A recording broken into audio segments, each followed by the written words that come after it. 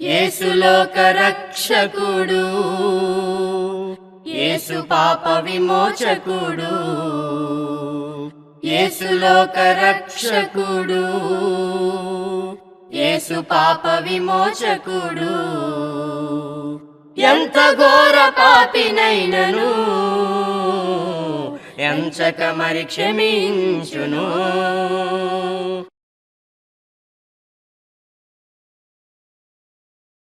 ప్రభునందు ప్రియమైనటువంటి నా ప్రియ సోదరి సహోదరులకు క్రీస్తు యేసు నామములో మీ అందరికీ వందనం తెలియజేస్తూ ఉన్నాను.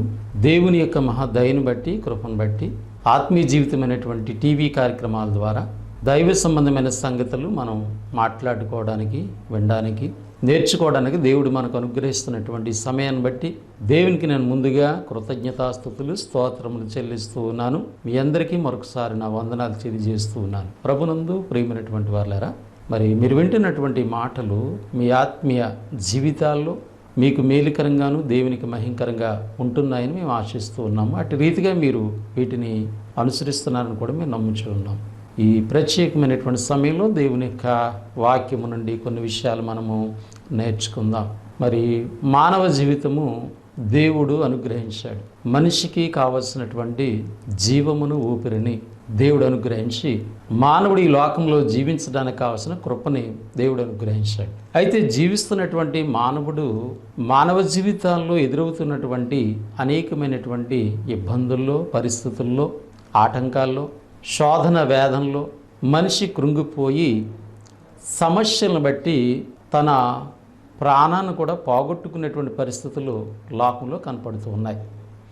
అయితే దేవుడు మానవులను ప్రేమించి తన కుమారుడైనటువంటి యేసుక్రీస్తుని ఈ లోకానికి అందించటంలో, మానవుడు రక్షణ పొంది సంఘములో చేర్చబడి ఈ లోకములో ప్రత్యేకింపబడినటువంటి బిడ్డలుగా జీవిస్తూ వారి జీవితాల్లో, ఎందుకంటే లోకంలో ఉన్నటువంటి మానవ జీవితాల్లో వచ్చినటువంటి శోధనలు, సమస్యలు, ఇబ్బందులు, ఆటంకాలు క్రైస్తవ జీవితంలో వచ్చినప్పటికీ కూడా వాటిని జయించడానికి దేవుడు మార్గం చూపాడు. కాబట్టి ఈ సమయంలో మనము ఆలోచన చేస్తున్నటువంటి మాట ఏంటంటే, ఓర్పు చాలా అవసరం. క్రైస్తవ జీవితంలో ఓర్పు చాలా అవసరం. లోకంలో మానవుడికే చాలా అవసరం. అయితే మానవుడు దేవునికి దూరస్తుడిగా ఉండటాన్ని బట్టి దేవుని యొక్క ఉద్దేశాన్ని మానవుడు గుర్తించట్లేదు కనుక ఓర్పుని కోల్పోతూ ఉన్నాడు. కానీ క్రైస్తవ జీవితము ఓర్పు చాలా అవసరం. ఎందుకనంటే మన భక్తి కొనసాగాలంటే, దేవుని ఆలోచనలు మన జీవితంలో నెరవేరాలంటే, మన జీవితాల్లో ఎదురుగుతున్నటువంటి ప్రతి సమస్యను మనం అధిగమించాలంటే మన భక్తి జీవితంలో ఓర్పు చాలా అవసరం అన్నమాట. కనుక ఓర్పు అవసరం అనేటువంటి విషయాన్ని దేవుని వాక్యము మనకు జ్ఞాపకం చేస్తూ ఉంది. దీన్ని మనము దైవ గ్రంథం నుంచి కొన్ని సంగతులను మనము ఆలోచన చేద్దాం. క్రైస్తవులకు ఓర్పు అవసరం అనేటువంటి సత్యాన్ని దేవుని వాక్యం మనకి జ్ఞాపకం చేస్తుంది. 5వ సంగతిని ఆలోచన చేద్దాం. ప్రభునందు ప్రియమైనటువంటి వాళ్ళారా, ఓర్పు ఇంకా దేని కొరకంటే సంఘములో దేవునితో సహవాసం కలిగి మనం జీవించాలంటే ఓపిక అవసరం అండి. ఏప్రిల్కి రాస్తున్నటువంటి పత్రిక 10వ అధ్యాయము 24వ వాక్య భాగంలో ఇలా వ్రాయబడి ఉన్నది: కొందరు మానుకొనుచున్నట్టుగా సమాజముగా కూడట మానక. కొందరు మానుకొనుచున్నట్టుగా సమాజముగా కూడట మానక. సంఘ కూడికలు మానేస్తున్నారు చాలామంది. సంఘ సహవాసాన్ని చాలామంది కోల్పోతూ ఉన్నారు. కారణం ఏంటో తెలుసా? వాళ్ళకి ఓర్పు లేదు. ఎందుకు లేదు? ప్రభు రాకడ వరకు నువ్వు ఓపిక కలిగి లోకంలో జీవించాలి. కనుక ఆ ప్రభు రాకడ వరకు కూడా, లేదా నువ్వు మరణించే వరకు కూడా సంఘ కూడికలో నీవు నమ్మకంగా ఉండట్లేదంటే నీ జీవితంలో ఓర్పు లేదని అవసరం. కాబట్టి కొందరు మానేస్తున్నారు. వాళ్ళకి అర్థం కాలేదు, ప్రభు రాకడ వరకు నేను ఓపిక కలిగి జీవించాలి, దేవుని వాగ్దానం పొందుకోవాలంటే నాకు ఓపిక అవసరము. కాబట్టి ఓపికతో సంఘ కూడికల్లో నేను కొనసాగాలి. ఎలాంటి ఆటంకములు నా జీవితంలో ఎదురైనప్పటికీ కూడా సంఘ సహవాసంలో నేను కొనసాగాలి. అలా కొనసాగాలంటే క్రైస్తవ జీవితంలో ఓర్పు చాలా అవసరమైనటువంటి సత్యాన్ని గుర్తించాలని మీకు ప్రేమతో నేను మనవి చేస్తూ ఉన్నాను. కనుక ఆరో సంగతిని మనము ఆలోచన చేద్దాం ప్రభునందు ప్రియమైనటువంటి వాళ్ళ. ఆరో సంగతి ఏంటంటే రక్షణ ఫలాన్ని మనం పొందుకోవాలి. ఈ రక్షణ ఫలం మనం ఎప్పుడు పొందుతామంటే యేసుక్రీస్తు రెండవ రాకడలో మనం పొందుకుంటాం. పేతురు మొదటి పత్రిక 1వ అధ్యాయము 8వ వాక్య భాగంలో మీరు ఆయనను చూడకపోయినను ఆయనను ప్రేమించుచున్నారు, ఇప్పుడు ఆయన కనులారా చూడకే విశ్వసించుచున్నారు, మీ విశ్వాసమునకు కలుగు ఫలము అనగా ఆత్మరక్షణను పొందుచు. కాబట్టి మన విశ్వాసానికి ఫలం ఏంటంటే ఆత్మ రక్షణ. ఈ రక్షణ ఫలాన్ని క్రీస్తు రెండో రాకడలో మనం పొందుకుంటాం. అలా పొందుకోవడానికి క్రైస్తవ జీవితంలో ఓపిక చాలా అవసరమైనటువంటి సత్యాన్ని గ్రంథం చెప్తుంది. అపోస్తుడైనటువంటి పౌలు గారు రోమాలో ఉన్నటువంటి సంఘానికి కూడా ఈ సత్యాన్ని గుర్తు చేశారు. 13వ అధ్యాయము 11వ వచన భాగం, మరియు మీరు కాలము నెరిగి నిద్ర మేలుకుని వేళ అయినదని తెలుసుకుని అలాగూ చేయడి. మనము విశ్వాసులమైనప్పటికంటే ఇప్పుడు రక్షణ మనకు మరీ సమీపముగా ఉన్నది. రక్షణ మరీ సమీపంగా ఉన్నది. ప్రారంభించాం కానీ క్రీస్తు రాకడికి లేదు, మన మరణానికి ముందు దాన్ని ముగించబోతున్నాం. కనుక రక్షణ మనకు సమీపంగా ఉన్నది కనుక ఆ రక్షణ ఫలం మనం పొందుకోవాలి కనుక ఓపిక కలిగినటువంటి పిల్లలుగా మనము జీవించాలని దేవుని వాక్యం మనకి జ్ఞాపకం చేస్తున్నట్లుగా వాక్య భాగం నుంచి మనం గమనిస్తున్నాం. విలాప వాక్యములో ఒక సంగతిని ఇర్మియా ప్రవక్త జ్ఞాపకం చేశారు. విలాప వాక్యములు 3వ అధ్యాయం 26వ వాక్య భాగంలో ఇలా ఉంది, మరియు నరులు ఆశ కలిగి యెహోవా అనుగ్రహించు రక్షణ కొరకు ఓపికతో కనిపెట్టుట మంచిది.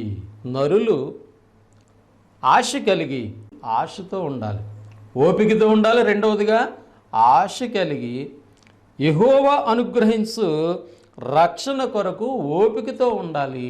కాబట్టి ఆ రక్షణ యొక్క ఫలాన్ని పొందుకోవటానికి మనము ఓపిక చాలా అవసరమైనటువంటి సత్యాన్ని దేవుని వాక్యం మనకు జ్ఞాపకం చేస్తున్నట్లుగా గ్రంథము నుండి మనము గమనిస్తూ ఉన్నాం. ప్రభునందు ప్రియులారా, దేవుని యొక్క కుమారులుగా కుమార్తెలుగా మనం ఈ లోకంలో జీవిస్తూ ఉన్నాం. 7వ మాటను మీకు చెప్తున్నాను. ఓర్పు దేని కొరకంటే ప్రభులో ఉన్నటువంటి మనము మరి క్రీస్తు రాకడికి మనము ఆయన రాకడలో నిత్యం ఆయనతో ఉండేటువంటి స్థితిని మనం పొందుకోవాలంటే ఈ లోకంలో సత్క్రియలు చేసేవారుగా మనం ఉండాలి. అసలు సంఘము అనేటువంటిది ఏర్పాటు యొక్క ఉద్దేశం ఏంటంటే దేవుడు ముందుగా ఏర్పాటు చేస్తున్నటువంటి ఆ సత్క్రియలు చేయటానికే మనము ఏర్పాటు అయ్యామని ఎఫెసీ పత్రిక 2వ అధ్యాయం 10వ వచన భాగంలో పౌలు గారు మనకి వ్రాసించారు. దేని కొరకు దేవుడు మనల్ని ఏర్పాటు చేసుకున్నాడంట? సత్క్రియలు చేయడానికి. ఎఫెసీ పత్రిక 2వ అధ్యాయము 10వ వచన భాగం, మరియు వాటి యందు మనము నడుచుకున్న వలనని దేవుడు ముందుగా సిద్ధపరిచిన సత్క్రియలు చేయుటకై, దేవుడు ముందుగా సిద్ధపరిచినటువంటి సత్క్రియలు చేయుటకై మనము క్రీస్తు యేసునందు సృష్టింపబడిన వారమై ఆయన చేసిన పని అయి ఉన్నాం. సంఘము దేని కొరకంటే, క్రైస్తవుడు దేని కొరకంటే దేవుడు ముందుగా సిద్ధపరిచినటువంటి ఆ సత్క్రియలు మనము చేయాలి. ఆ సత్క్రియలు చేయాలంటే మనకు ఏమవసరమో తెలుసండి? ఓపిక అవసరము. రోమపత్రిక 2వ అధ్యాయం 7వ వచనం, సత్క్రియను ఓపికగా చేయొచ్చు. సత్క్రియను ఎలా చేయాలి? ఓపికతో చేయాలి. నీ ఓపిక లేకపోతే నువ్వు దేవుని కొరకు మంచి కార్యాలు చేయలేవు. ఎలాంటి పరిస్థితులు వచ్చినప్పుడు కూడా దేవుని కొరకు సత్క్రియలు చేసేవారుగా మనం ఉండాలని దేవుడు ఏర్పాటు చేసుకున్నాడు. అటు సత్క్రియలు చేయాలంటే ఓపిక అవసరం. కనుక క్రైస్తవ జీవితంలో సత్క్రియలు చేయట కొరకు ఓపిక అవసరమైనటువంటి సత్యాన్ని మనము గుర్తించాలని ప్రేమతో నేను మనవి చేస్తూ ఉన్నాను. 8వ సంగతిని మీకు జ్ఞాపకం చేస్తున్నాను. మనం భక్తి లోకం చూడాలి. మన భక్తి లోకం చూడాలి. అలా చూడాలంటే భక్తిపరులైన మన జీవితాల్లో కూడా శ్రమలు రావు, కష్టాలు రావని గ్రంథం చెప్పలే. కొన్ని సమస్యలు మనకు వస్తూ ఉంటాయి, ఇబ్బందులు మనకు వస్తూ ఉంటాయి, ఆటంకాలు మనకు వస్తూ ఉంటాయి. క్రైస్తవ జీవితంలో ఇవన్నీ కూడా మనం ఎదుర్కోవలసినటువంటి వారుగా ఉన్నాం. కనుక ఈ ఓర్పు అనేటువంటిది అందుకే మనకు అవసరం ప్రభునందు ప్రియులారా. ఫిలిప్పీ పత్రిక 4వ అధ్యాయము 5వ వాక్య భాగంలో మీ సహనము సకల జనులకు తెలియబడునీడి ప్రభు సమీపముగా ఉన్నాడు. ప్రభు రాకడ సమీపంగా ఉన్నది కనుక మీరు స్థిరంగా ఉండండి అన్నాడు. ఆ స్థిరత్వంలో మనం ఇక్కడ ఒక మాట ఏం నేర్చుకోవాలంటే, మీ సహనము సకల జనులకు తెలియబడాలి. సహనము, ఓర్పు, మీ ఓర్పు మీ సహనము అందరూ చూడాలి. మీరు ప్రభు రాకడకి సిద్ధపడుతున్న బిడ్డలు ఎలాంటి ఓర్పుతో ఎలాంటి సహనముతో మీరు భక్తిని కొనసాగిస్తున్నారు. కనుక ప్రభు రాకడ సమీపంగా ఉంది కనుక సకల జనుల మధ్య మీ ఓర్పు లేదా మీ సహనం అందరికీ కూడా తెలియాలి. ఎందుకు తెలియాలి? లోకము ఓర్పును గురించి ఆలోచించదు. లోకంలో ఉన్న బిడ్డలకి సహనము గురించి ఆలోచించరు. ఓర్పు సహనము మనకు ప్రభు నేర్పించాడు. నా ఎద్దకు వచ్చి నేర్చుకోండి అన్నాడు ఆయన. ప్రభు దగ్గర నేర్చుకుంటే ఎలా ఓర్పుతో జీవించాలో, ఎలా సహనంతో జీవించాలో ప్రభు నేర్పించాడు మనకి. కనుక ఈ ఓర్పు సహనము సకల జనులు చూడాలి. ఎందుకంటే ఇతరులు దేవుణ్ణి ఎరగనటువంటి వారు సమస్యలు వచ్చినప్పుడు వాళ్ళ జీవితాల్లో ఓర్పు లేక తట్టుకోలేక ఏమవుతారో తెలుసు, వాళ్ళు చనిపోతూ ఉన్నారు. మానవుడే మరణాన్ని వెతుక్కుంటూ ఉన్నాడు. తనకు తానుగానే మరణించడానికి ప్రయత్నం చేస్తూ ఉన్నాడు. కారణం ఏంటంటే వాళ్ళు సహనము లేదు. నువ్వు క్రైస్తవుడు సహనం చూపించాలి. వాళ్ళు నేర్చుకోవాలి నిన్ను బట్టి. క్రైస్తవులు ఎవరు కూడా వేరే రకాలుగా ఆలోచించి చనిపోవడానికి అవకాశం లేదు. అలా చనిపోవడం దేవునికి ఇష్టం కాదు. దేవుడు పిలుపు మరలా నువ్వు రమ్మని పిలిచి ఆ పిలుపు వరకు సిద్ధపడాలి తప్ప మనకు మనంగా చనిపోవడానికి ప్రయత్నం చేస్తే మన ఓర్పు సహనం లేనటువంటి వారికి ఉంటాం. కాబట్టి మనల్ని చూసి సకల జనులు ఏమి నేర్చుకుంటారు? బాధలు వస్తే చనిపోవాలంటని మనల్ని చూసి వాళ్ళు నేర్చుకోవాలా? కాబట్టి బాధల్లో కూడా మనం ఎలాగ సహనం కలిగి ఓర్పు కలిగి జీవిస్తున్నామో ఇతరులు నేర్చుకోవాలి. కాబట్టి దేవుని పిల్లలంటే దేవుని యొక్క ఉద్దేశాన్ని మనం మన ద్వారా ఇతరులు గుర్తించే విధంగా మన జీవితాల్లో ఉండాలి. అందుకే ఇక్కడ ఏమంటాడంటే సకల జనులకు మీ సహనము తెలియబడాలి, మీ ఓర్పు ఇతరులు చూడాలి. కనుక ఇతరులకి మన జీవితాల్లో ఓర్పు అనేటువంటిది నేర్పించడానికి ఓర్పు మనకు చాలా అవసరమైనటువంటి సత్యాన్ని మీకు నేను జ్ఞాపకం చేస్తూ ఉన్నాను. మరొక విషయాన్ని మనం గమనిద్దాం ప్రభునందు ప్రియులరా. రోమిలికి రాసిన పత్రిక 12వ అధ్యాయం 12వ వచన భాగంలో శ్రమయందు ఓర్పు గలవారై, శ్రమల్లో ఏముండాలి? ఓర్పు ఉండాలి.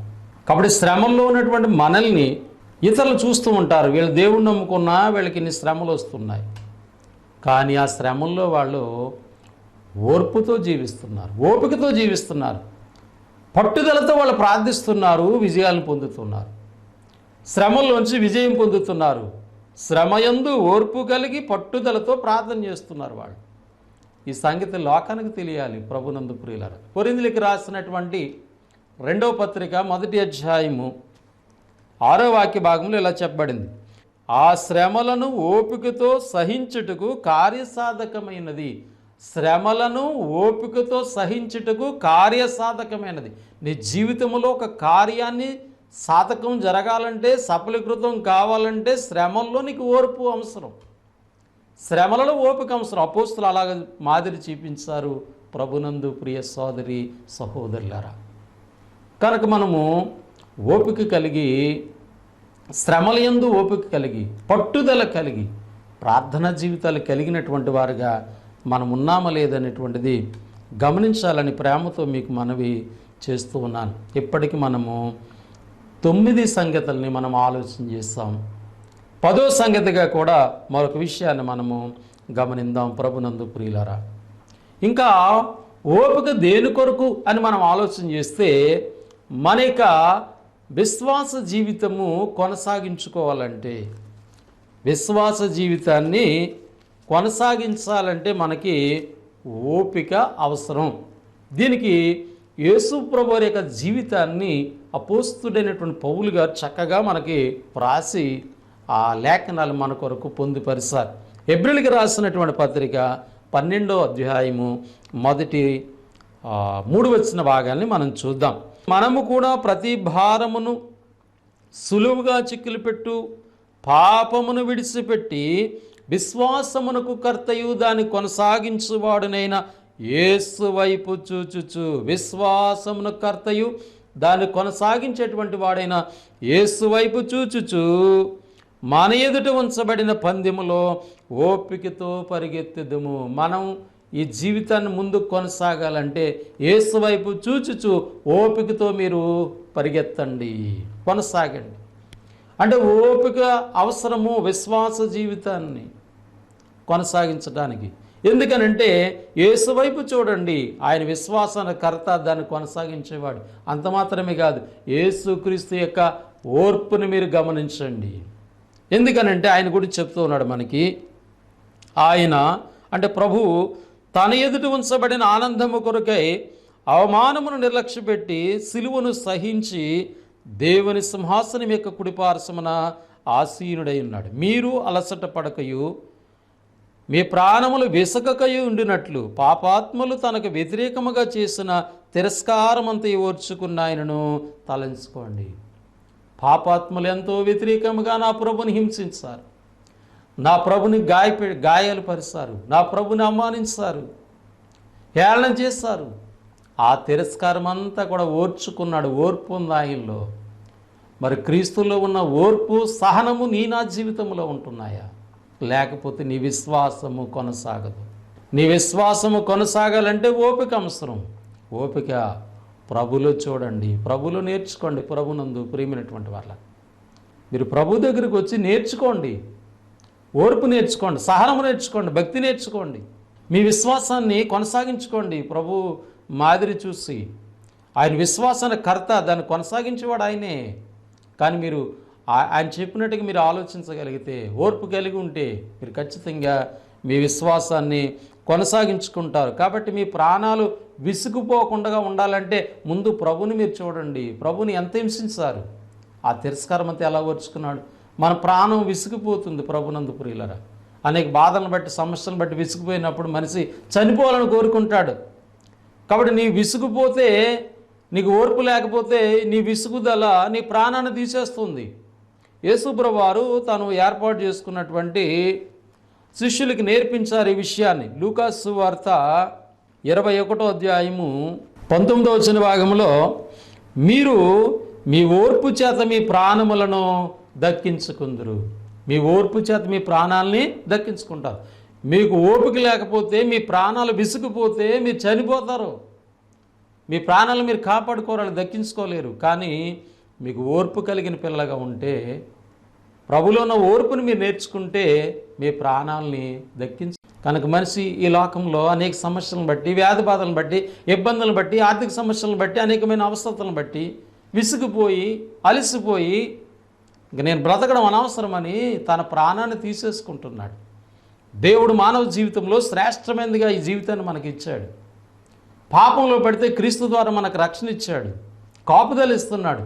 అయినప్పటికీ కూడా మనం దేవుని యొక్క ఉద్దేశాలను అర్థం చేసుకోకుండా మరి క్రైస్తవులు కూడా అనేక మంది మరణాలు చూస్తూ ఉన్నారు ప్రభునందు ప్రియులు. కానీ అపోస్తులకు ఏం చెప్పాడు ఆయన? మీరు మీ ఓర్పు చేత మీ ప్రాణములను దక్కించుకుంటారు. అక్కడ సందర్భం ఏంటి? ప్రభు వెళ్ళిపోయాక వాళ్ళకి ఎన్నో ఆటంకాలు ఎదురవుతాయి, ఎన్నో సమస్యలు వస్తాయి, ఎన్నో ఇబ్బందులు వస్తాయి, ఎన్నో హింసలు వస్తాయి. అయినప్పటికీ కూడా మీరు ఓర్పు కలిగి మీ ప్రాణములను దక్కించుకుంటారని ప్రభు వారికి నేర్పించాడు. కనుక యేసుక్రీస్తు జీవితం కూడా మనకు నేర్పిస్తుంది. మీ ప్రాణములు విసిగిపోతాయి, అయినప్పటికీ కూడా మీకంటే ముందుగా మీ ప్రభు ఎంత తిరస్కారాలని అనుభవించాడో, అయినప్పుడు కూడా ఆయన ఎలా ఓర్చుకున్నాడు. అట్టి ఓర్పు క్రైస్తవ జీవితంలో ఉండాలనేటువంటి సత్యాన్ని దేవుని వాక్యం మనకి జ్ఞాపకం చేస్తుంది. కనుక ఓర్పు చాలా అవసరం ప్రభునందు ప్రియులరా. ఓర్పు కనుక లేకపోతే మనము అనేకమైన సమస్యల్లో పడతాం, ప్రాణాలు కూడా కోల్పోయే పరిస్థితి ఉంటుందని మనం దైవ గ్రంథంలో మనం చూస్తాం. ఓర్పు కలిగిన పిల్లలుగా ఉండాలని దేవుడు ఎందుకు కోరుకున్నాడంటే, నీకు ఓర్పు లేకపోతే నువ్వు ద్రోహకార్యం చేస్తావు. ఏం చేస్తావు? దేవునికి ద్రోహం చేస్తావు. దేవుడు నిన్ను నమ్మి దేవుని యొక్క కుమారుడిగా, కుమార్తెగా ఈ లోకంలో దేవుని పక్షాన జీవిస్తామని, దేవుని కొరకు బ్రతుకుతామని, దేవుని కార్యాలు మనం చేస్తామని క్రీస్తు రక్తంలో కడిగి మనల్ని ఏర్పాటు చేస్తే, ఈ సమస్యలను బట్టి, ఇబ్బందులను బట్టి ఓర్పు కోల్పోయి మనం దేవుని విడిచిపెడుతున్నాం. అంటే మనం ఏం చేస్తున్నాం తెలుసా? ద్రోహ కార్యం చేస్తున్నాం. తిరిగి మళ్ళీ మనం ఎవరిని అంటామంటే దేవుడు నాకు అన్యాయం చేశాడంటావు. దేవుడు కాదు అన్యాయం చేస్తుంటా, దేవుడు కాదు నీకు ద్రోహం చేస్తుంది, నీకు నీవే. ఎందుకనంటే నీ జీవితంలో ఓర్పు లేదు. కాబట్టి ప్రభునందు ప్రియమైనటువంటి ప్రియ సోదరి సహోదరులారా, క్రైస్తవ జీవితము ఓర్పు మీద చాలా ఆధారపడి ఉంది. ఓర్పు లేకపోతే నువ్వు సంఘానికి వెళ్ళలేవు, దేవుడిని ఆరాధించలేవు, సువార్త పని చేయలేవు, ఇతరులకు మాదిరిగా జీవించలేవు, దేవుడి ద్వారా వచ్చే ఆశీర్వాదాన్ని పొందుకోలేవు. కాబట్టి ఓర్పు చాలా అవసరం.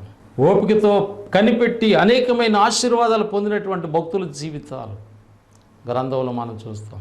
దేవుని కొరకు ఓర్పుతో కొనసాగి దేవుని కార్యాలు చేసినటువంటి అపోస్తల జీవితాలు, ప్రవక్తల జీవితాలు గ్రంథంలో మనం చూస్తూ ఉన్నాం.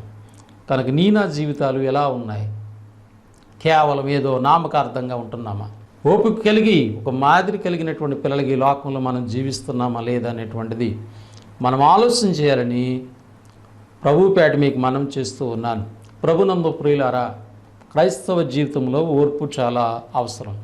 ఓర్పు గురించి దేవుడు యాకోబు ద్వారా మంచి మాట రాయించాడు మనకి. ఈ ఓర్పు అనేటువంటిది మనకు ఎలా వస్తుంది? ఇది చాలా అవసరం. మరి ఓర్పు కలిగి ఉండాలని మీకు చాలా విషయాలు, ఒక 12 పాయింట్లు నేను చెప్పాను.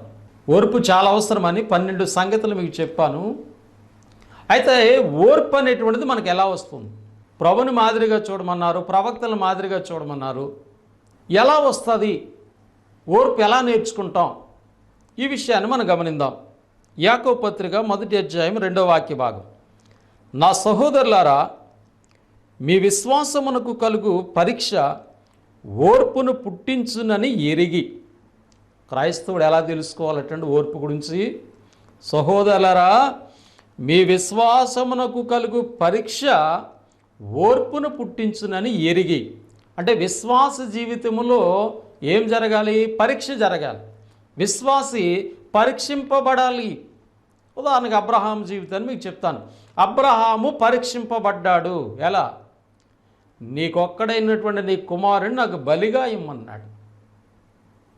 దేవుడేమడిగాడు? అబ్రహాము యొక్క విశ్వాసమును పరీక్షించాడు. నీకు ఒక్కడైనటువంటి కుమారుడు నాకు బలిగా ఇమ్మన్నప్పుడు అబ్రహాం విశ్వాసము ఏమి నేర్చుకుంది?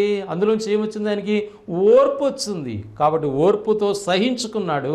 దేవుడు చెప్పినట్టుకు వెళ్ళి ఆ బిడ్డని బలి ఇవ్వడానికి ప్రయత్నం చేశాడు. ఆత్మ సంబంధంగా అయితే తన హృదయంలో బలి ఇచ్చేసాడని గ్రంథంలో వ్రాయబడి ఉన్నది. భౌతికంగా ఇవ్వలేదు, కానీ ఆత్మ సంబంధంగా ఆల్రెడీ బలి జరిగిపోయింది తన హృదయంలో, తన విశ్వాసంలో. కనుక విశ్వాసానికి పరీక్ష జరగాలి. అంటే ప్రతి విశ్వాసి పరీక్షింపబడకపోతే ఓర్పు రాదు. అంటే దీని అర్థం ఇంకా చెప్తాను. మేము నమ్ముకున్నాం కాబట్టి మాకు ఏ విధమైన బాధలు రాకూడదు, ఏ విధమైన సమస్యలు రాకూడదు, ఏం అడిగితే అది దేవుడు ఇచ్చేయాలి అని ఒక విశ్వాసం అంటే నీ జీవితంలో ఓర్పు రాదు నీకు. ఎందుకంటే నీ విశ్వాసాన్ని పరీక్షింపబడినట్లే. నీ విశ్వాసానికి పరీక్ష జరగాలి. ఆ పరీక్షలో నువ్వు నిలిస్తేనే నిలిచేటప్పటికీ నీకు ఓర్పు వస్తుంది. కనుక విశ్వాస పరీక్ష ఓర్పుని తీసుకొస్తుందని వెరిగి ఉండాలి క్రైస్తవుడా. ఓ విశ్వాసుడా ఆలోచన చేయండి.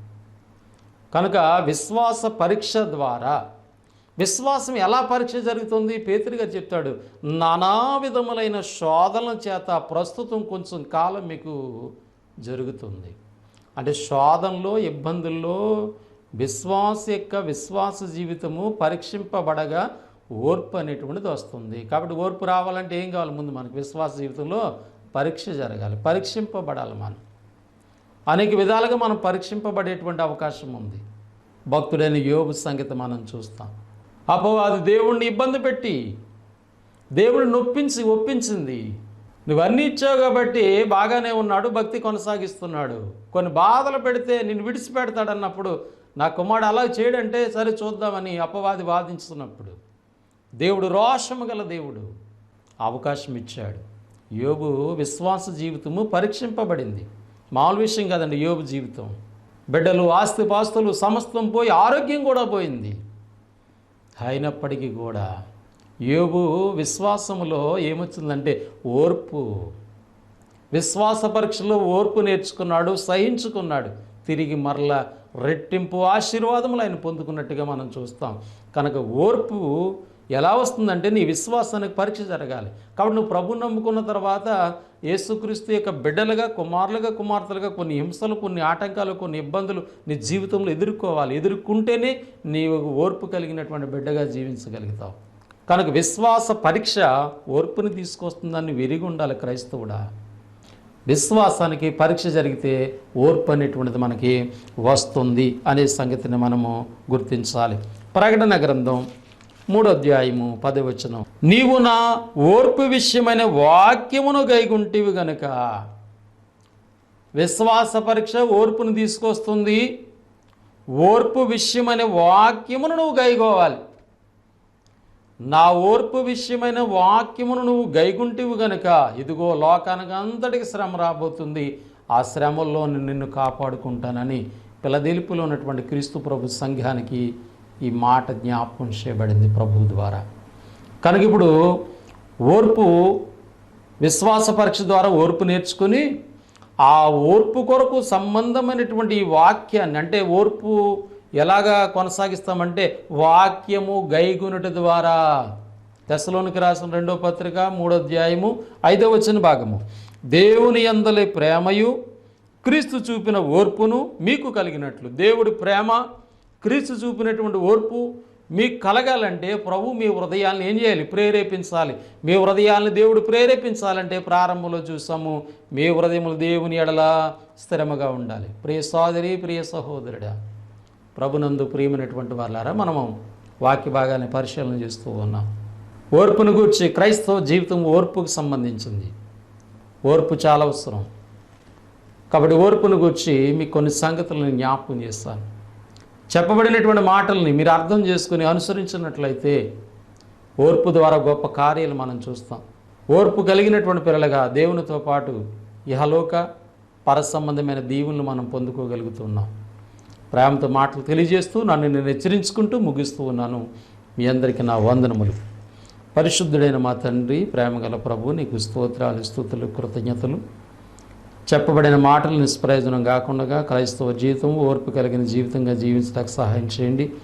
ఈ మాటలు ఏ ప్రాంతాల్లో వింటున్నారో అటు బిడ్డలక విశ్వాస జీవితాలను బలపరచండి. నాకు సహకరించిన మా స్థానిక సంఘము సహకారాలను బట్టి స్తోత్రాలు చెల్లిస్తున్నాం. టీవీ కార్యాల కొరకు పరిచయం చేస్తున్న బిడ్డలను బట్టి కూడా స్తోత్రాలు.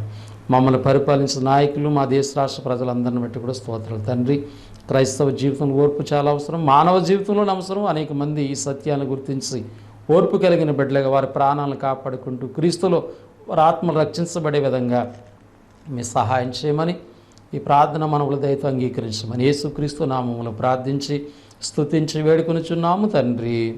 ఆమేన్. వందనములు. దేవుడు మిమ్మల్ని, మీ కుటుంబములను దీవించి ఆశీర్వదించును గాక. ఆమేన్.